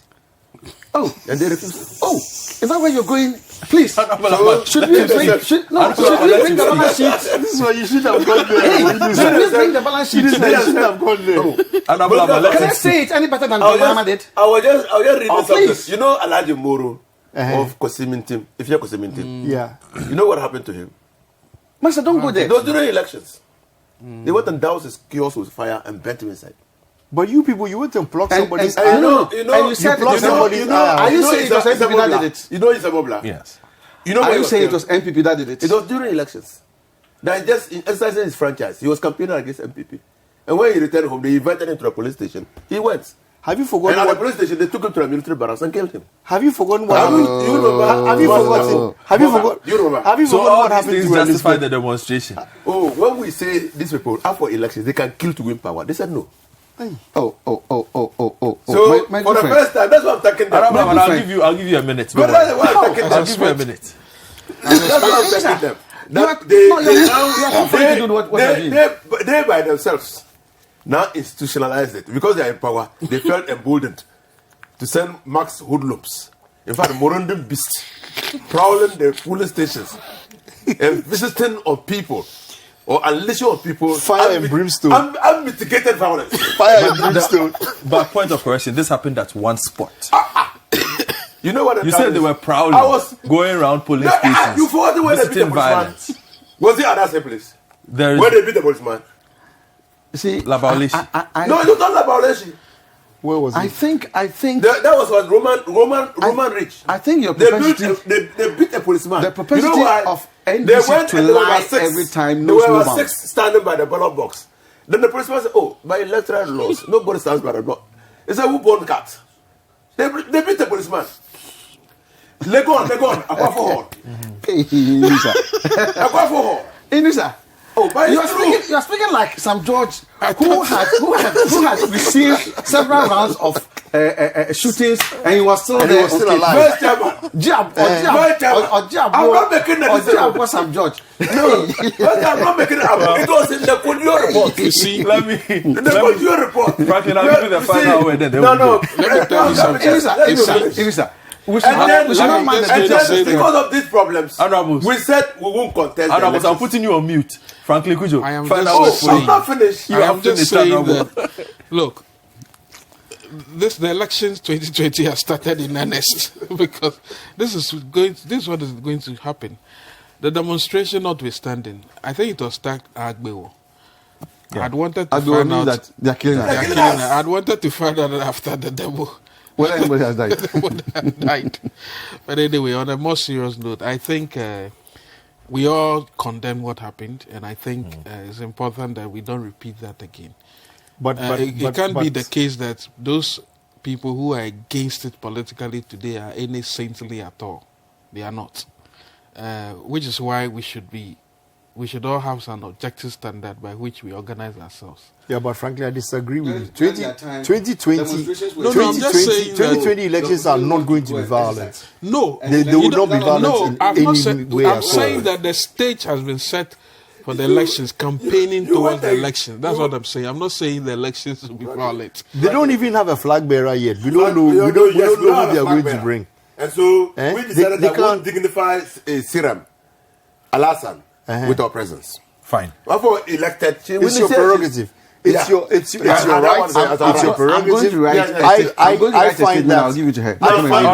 I find it irresponsible and infantile that you should be behaving that way. Why? You should not. Why? I mean, this is That's not one of the moments that we should walk out. A serious matter. It's a very serious matter. And First of all, so you why take a disrupt it? principled position to withdraw from an election. What is your principle? Sydney, the What is principle your was principle? that people cannot be, visited with an unmitigated violence in a polling station. People haven't been shot at just by exercising their franchise to vote, and then you think that the product of that process Was anybody killed in his own house? To be fair, what does she have to do with It's it? principle. I mean, I don't know. What Was does she anybody have to killed do in his with own it? house? What does she have to do with it? She's the product of that process. Oh, how? All right, then. Thank you very much, gentlemen. It's been another exciting day on the big We should bring the issue. lady nurse back to the.